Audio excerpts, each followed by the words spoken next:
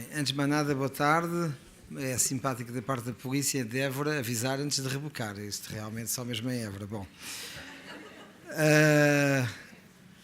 vou-vos falar então da radioterapia nos tumores cutâneos e vou-vos falar do basocelular, no caso do basocelular, espinocelular, doença de Bowen, mais uma vez o dermatofibrose sarcoma protuberans, carcinoma de células de Merkel, melanoma maligno e outros. O tipo de tumor, também localização, previsível resultado cosmético, a propriedade do doente e o seu estado geral são elementos indispensáveis na escolha da melhor terapêutica e, subsequentemente, no posicionamento da radioterapia entre as várias modalidades de tratamento. Existem várias modalidades de tratamento dos tumores cutâneos não melanomas, a excisão cirúrgica, com avaliação das margens, que é a abordagem final mais frequente, a criocirurgia, a terapia fotodinâmica e, entre elas, obviamente, a radioterapia.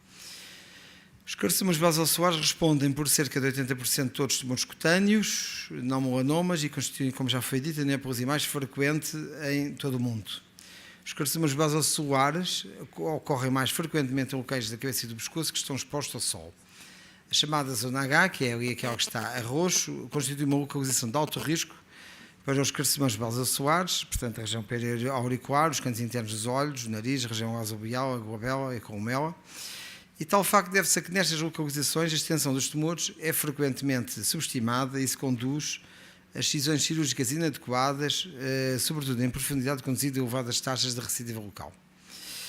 Como se vê, os tumores são, em termos de risco de recidiva, divididos em grupos de alto e de baixo risco, e isso está de acordo, são assim divididos de acordo com algumas características, a localização, o seu tamanho, se é ou não uma lesão primária ou, pelo contrário, já recidivada, se existe ou não envolvimento perineural, se já foi ou não nunca submetida a radioterapia, etc. De modo geral, os tumores cutâneos do tipo do CBC, tal como o CPC, são abordados primariamente por cirurgia, desde que exista a convicção de que se consegue atingir uma excisão completa, com margens de segurança adequadas ou com menor risco de recidiva. Nestes doentes assim tratados, a avaliação das margens, a existência de doença residual, o envolvimento perineural dos nervos, vai determinar se existe ou não necessidade de radioterapia adjuvante, que obviamente é maior nos doentes de alto risco. No caso de doença ganglionar, como se é em alguns CPC, a abordagem preferida é a cirurgia do tumor cutâneo dos gânglios positivos, obviamente, seguida de radioterapia ou quimiorradioterapia. E com esta abordagem conseguimos taxas de cura da ordem de 70% a 80%. Mas se a cirurgião ganglionar não for possível, a radioterapia com sem quimio é a abordagem preferida. Deste modo, no caso particular dos carcinomas basocelares e carcinomas espinocelares, a radioterapia emprega como terapêutica adjuvante da cirurgia, quando existem imagens positivas, ou mesmo que sejam negativas, mas em que exista extenso envolvimento perineural dos nervos, após uma recidiva local, ou como terapêutica primária, sempre que se antecipa uma cirurgia difícil pela extensão da lesão e que, por isso, exigirá enxertos cutâneos significativos com mau resultado cosmético. Na realidade, a radioterapia é, portanto, uma opção de primeira ordem quando se fala de doentes idosos e que possuem lesões localizadas na zona H, isto é, de significativo dano cosmético. Obviamente que existem contraindicações para o uso da radioterapia, tais como as doenças que possam predispor para tumores radioincisivos, para além das doenças do colagênio. Estas são, portanto, as guidelines do NCCN e, como se aqui conclui, existe lugar para a radioterapia, quer como primeira abordagem, quer no caso de margens positivas. Isto nos doentes de baixo risco e nos doentes de alto risco, salientar, como já foi dito, que mesmo que as margens sejam negativas, mas se existir um extenso envolvimento perineural, a radioterapia adjuvante está recomendada. Como se constata, a conduta terapêutica quanto ao paciente da radioterapia é muito similar no caso do CBC e do CPC, existindo, contudo, diferenças fundamentais. A principal diferença diz respeito ao padrão de metastização ganglionar ou à distância, o que pode ter implicações na conduta terapêutica. Os CBC quase nunca metastizam, a nível ganglionar ou à distância, enquanto que, pelo contrário, os carcinomas espinocelares são mais agressivos. Os carcinomas in situ, por exemplo, doença Bowen, podem evoluir a 5 a 10% dos casos por carcinomas invasivos e metastizam mais a nível ganglionar ou ocorregional, assim como possuem maior risco de metastização à distância. E, portanto, devemos ter cuidados no estadiamento, nomeadamente se tratar de um CPC da fase, solicitar um ataque cervical.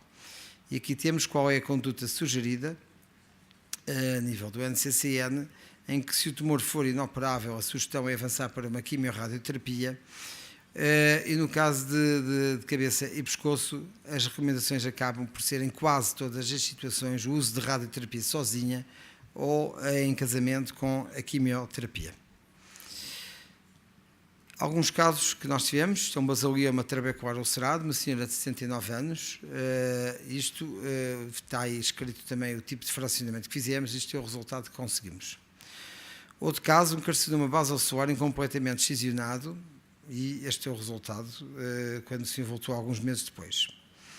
Isto é um carcinoma espinocelular infiltrativo, que tem uma dimensão de facto muito significativa, trata-se mesmo de doente. Pode-se ver ali lá em baixo no processo de planeamento que tinha uma espessura enorme, e isto é como o senhor estava pouco tempo depois. Isto é um carcinoma espinocelular no dorso da mão direita, e como ficou passados alguns meses, a mesma doente, que também tinha na região temporal direita e no nariz, e passados alguns meses. Isto é um carcinoma basocelular trabecular, na região temporal direita. Isto é um epitoma basocelular, margens cirúrgicas com neoplasia, e como ficou após o tratamento com radioterapia.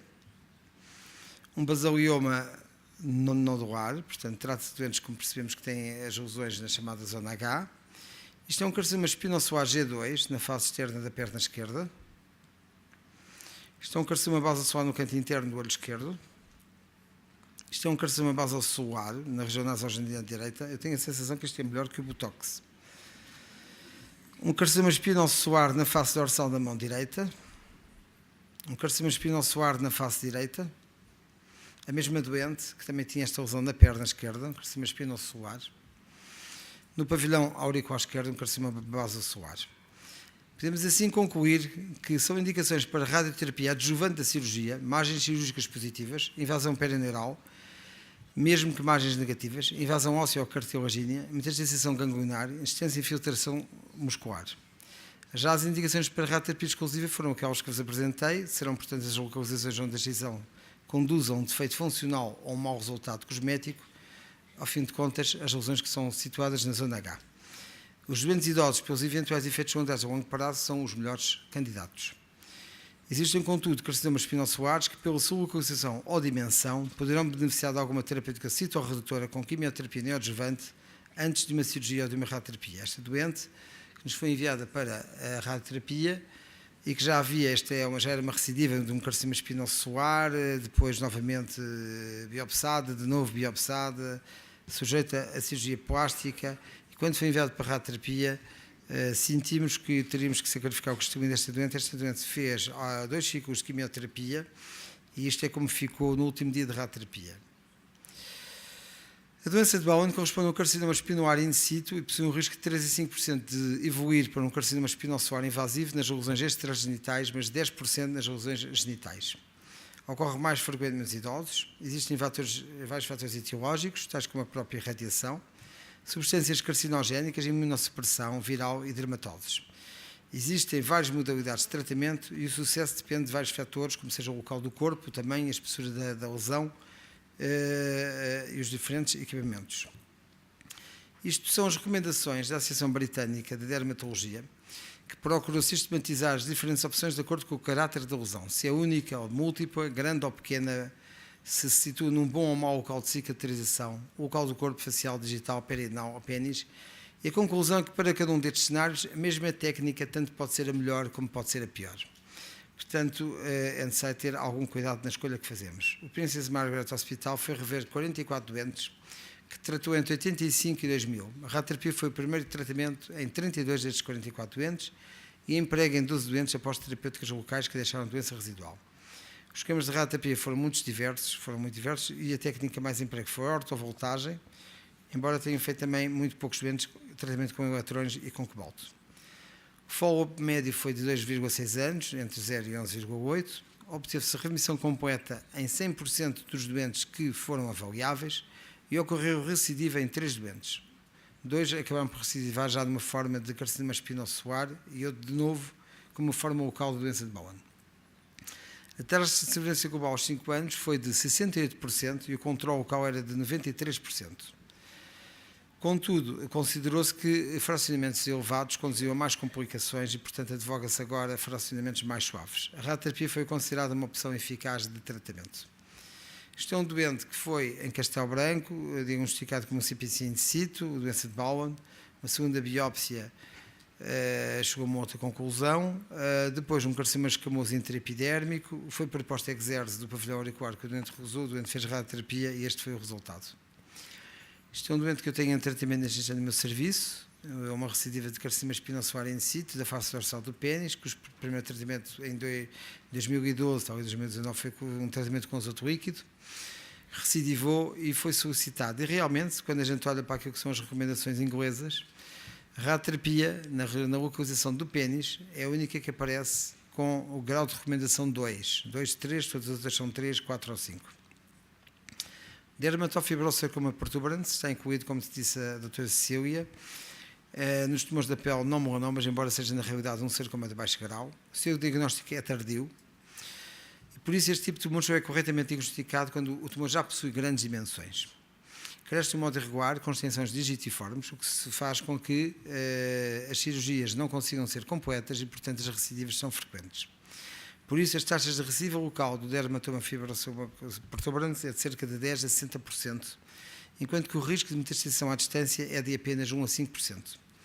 É precisamente o elevado risco de recidiva local que torna a radioterapia adjuvante da cirurgia quase que incontornável no caso de margens cirúrgicas positivas. E é isso mesmo que dizem os guidelines do NCCN, dizem que é mesmo no caso de margens cirúrgicas a abordagem preferida. No caso de recidiva, mais uma vez, a radioterapia. Esta é uma revisão de 53 doentes, feita no MD Anderson, de doentes tratados entre 72 e 2010, publicada o ano passado, falou de 6 anos e meio, e constatou-se uma elevada taxa de controle local e, inclusivamente, sobrevivência. 7% dos doentes que eles trataram tinham doença R2, 30% tinham margens positivas, os restantes tinham margens negativas ou então não conseguiram ser determinadas. E concluíram que o dermatofibrosarcoma protuberans é uma doença radiosensível e que a radioterapia adjuvante deve ser realizada no caso de grandes tumores ou recidivas. Realmente, as experiências globais aos 5 a 10 anos, estamos a falar, bem como o controle local, de coisas que variam na ordem dos 98% e passados mais outros 5 anos, entre 98% e 93%. A American JCO publicou também em 2013 um artigo no qual classifica o dermatofibrosarcoma protuberans, um tumor cutâneo indolente, e num estudo que só incidiu em apenas 14 doentes, com follow-up médio de 10 anos, constataram uma sobrevivência livre de doença de 86%. Apenas um doente morreu, apesar de ter operado e irradiado, quer com radioterapia externa, quer com boost de braquiterapia, e concluíram que a radioterapia adjuvante aumenta o controle local e diminui a recidiva pós-operatória. Isto é uma doente que nós tratamos, que era tido uma das nossas funcionárias, em que a excisão cirúrgica não foi possível ser completa, havia lesão nas margens profundas, e este foi o tratamento que fizemos. Carcinoma de céus de Merkel, neoplasia cutânea rara, agressiva, muitas vezes fatal. Como se disse, a imunossupressão aumenta o risco deste tipo de tumores, mas ele é, na verdade, muito radiosensível. Nas guidelines, a terapêutica recomendada é fazer excisão cirúrgica, o gangue sentinela, com esvaziamento ganglionar se a pesquisa for positiva, e radioterapia sobre a lesão e também na área ganglionar esvaziada, se esta for positiva. Isto sucede quer os gangues sejam negativos, quer os gangues sejam positivos. Na realidade, quando a gente soma a totalidade do conjunto no algoritmo de decisão terapêutica, a radioterapia está presente em qualquer uma delas. Este trabalho foi comparar o que é que acontecia 3 anos depois, e consoante doentes que fizeram apenas cirurgia ficaram sob observação. E é notável, estamos a falar de sobrevivência média, 45 anos para 103 meses, 45 meses para 103 meses em doentes que fizeram a radioterapia, e quando os doentes eram mais volumosos, também se mantinha um ganho óbvio na sobrevivência. E foi feita uma meta-análise que chegou precisamente à mesma conclusão. Existe uma vantagem na sobrevivência quando se juntavam todos os estadios, exceto no estadio 1, em que não houve diferença na sobrevivência. Isto é um doente que nós tratámos, respondeu tão bem que teve que ser replaneado. Isto é a fotografia dele, um ano depois, mas como também se disse, estes tumores metastizam a uma velocidade alucinante. E, portanto, um ano depois do primeiro tratamento, o doente estava assim e, de facto, já faleceu. Melanoma maligno, tratamento primário com radioterapia. O tratamento primário, como sabemos, é a excisão cirúrgica, alargada, com biópsia do gangue sentinela. O papel da radioterapia é, sobretudo, de uma terapêutica adjuvante da cirurgia, ou num contexto de doença disseminada, mas há uma exceção a esta regra. que é um grande lentigho maligno da face ou um grande lentigho maligno melanoma, para os quais seria necessário realizar uma reseção cirúrgica alargada com uma extensa reconstrução facial. Esta entidade é considerada distinta de outras formas de melanoma e ocorre sobretudo na face e pescoço de doentes idosos, que crescem lentamente e têm um baixo potencial de metastização. Princess Margaret também publicou a sua experiência relativamente a 25 doentes e constatou que não havia recidiva local em 92% dos mesmos. Foram tratados essencialmente com ortovoltagem. A própria Sociedade Alemã de Dermatologia identifica a radioterapia como terapêutica de primeira linha em situações muito específicas, precisamente o antigo maligno de melanoma não adequado para a cirurgia, devido ao tamanho, local, idade e com boas taxas de controle local. E outras situações nas quais atua como radioterapia adjuvante, reseções R1 e R2, ou os melanomas desmoplásicos que não foram ressecados com margens adequadas de segurança. Também a ESMO recomenda a realização da radioterapia pós-operatória no caso de margens inadequadas de decisão do antigo maligno ou do antigo maligno melanoma, embora se tenham esquecido, ao contrário dos alemães, de que a radioterapia pode ser, em alguns casos, a primeira e única opção terapêutica.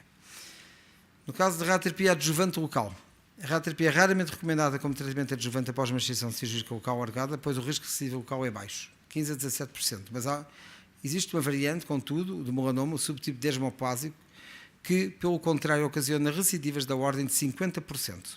E, portanto, estes doentes, quando se foi comparar neste estudo o que é que sucedia quando se lhe juntava à cirurgia a radioterapia, a taxa de recidiva baixou de 48% para 0. Atualmente, americanos e alemães recomendam radioterapia pós-operatória em melanomas neurotrópicos desmoplásicos com certas características, ou seja, margens inadequadas inferiores a 1 cm ou R1, R2. Radioterapia adjuvante local regional. Será que existe algum benefício na irradiação das áreas ganglionares em risco? Sabemos que esse risco existe, consoante os fatores de alto risco também aumentarem, como seja a extensão extracorporal, um número elevado de gânglios, um tumor realmente raro, ou também a própria localização. Daquilo que a gente vê, esta taxa de recidiva local tem elevadíssimas probabilidades. Quando se lhe junta a radioterapia, a taxa de recidiva local diminui de 30% a 50% sem radioterapia para 5% a 20%. Mas é indispensável compreender quem de facto beneficia da radioterapia adjuvante, porque na realidade nem todos beneficiam da mesma. O maior estudo que existe foi feito em 2009, incluiu 615 doentes e que tinham que obter alguns critérios, pelo menos 5 anos de follow-up, e tinham que ter fatores de risco para recaída regional. E aquilo que eles encontraram é aquilo que vocês veem aqui. Desde que o tumor se situasse na região cervical e axilar, nós passávamos por um controle de 43% para 93% e de 48% para 91% que não sucedia noutras localizações. E isso tinha inclusivamente impacto não apenas no controle local, mas na própria sobrevivência e na sobrevivência livre de metastização. E estas são as recomendações atuais do NCCN. Este é o algoritmo para enviar um doente do MD Anderson para radioterapia, e basta que se verifique uma destas indicações para enviar para radioterapia. E também, quando a doença está disseminada, não esquecer que esta é indicada segundo as guidelines do ESMO como primeira escolha, e no caso até de metástases cerebrais, o uso de radiocirurgia também é indicado como uma opção de primeira escolha. A radioterapia também atua noutras localizações, como metástases ósseas, mas para concluir, e porque há mais dados na literatura publicados com o ipilimumab, dizer que existe um efeito sinérgico entre a radioterapia e o ipilimumab, já que a radioterapia aumenta a permeabilidade da barreira hematoencefálica e induz a apresentação de antigénios cancerosos não só ocultos às células T, e gera linfócitos T especificamente citotóxicos para o tumor. Eles foram irradiados com técnicas específicas, e o que podem ver aqui é que quando juntaram o ipilimumab, subiu sobretudo nos doentes que foram sujeitos à radiocirurgia, a sobrevivência global subiu de uma forma absolutamente extraordinária. E depois foram perceber se o timing, como aqui já foi falado, com que se utiliza o ipilimumab pode ou não proporcionar resultados diferentes. E chegaram à conclusão, repare-se que ninguém conseguiu obter uma resposta completa, mas que a resposta parcial foi muito melhor nos doentes que faziam o ipilimumab antes da radioterapia. Para acabar, quase, o New England Journal publicou um artigo em que se descreve um efeito abscopal num doente sujeito que tinha melanoma. Era uma doente jovem que havia sido operada. Em 2008, 4 anos depois, metastizou para o pulmão, foi operada. surgiu-lhe uma massa paravertebral direita, fez ipilimumab, essa massa foi alargando, foi metastizando para o fígado, para outros locais, e fez radioterapia apenas sobre uma massa. E o que aconteceu foi uma regressão das metástases que estavam não irradiadas e mantém o ipilimumab, ou seja, a doença desapareceu, o efeito epioscopal está sobretudo descrito no rim, mas também já existe descrito no caso do melanoma. Existe uma multiplicidade de outras neoplasias que beneficiam da radioterapia, a micose fungoide é um bom exemplo. Este é uma doente que recusou ser amputada, a doente haveria de falecer, mas não foi desta doença. Inclusivamente numa queratose actínica, em que não era possível fazer crio, eletrocoagulação ou aplicação de produtos químicos, está descrito e com muitos bons resultados na literatura. Dizer-vos que, na realidade, 20 minutos não são suficientes para falar do papel da radioterapia no tratamento dos tumores cutâneos e dizer que verifiquei que nos doentes que vos mostrei, que assim como a lesão havia desistido, tinha surgido um sorriso. Muito obrigado.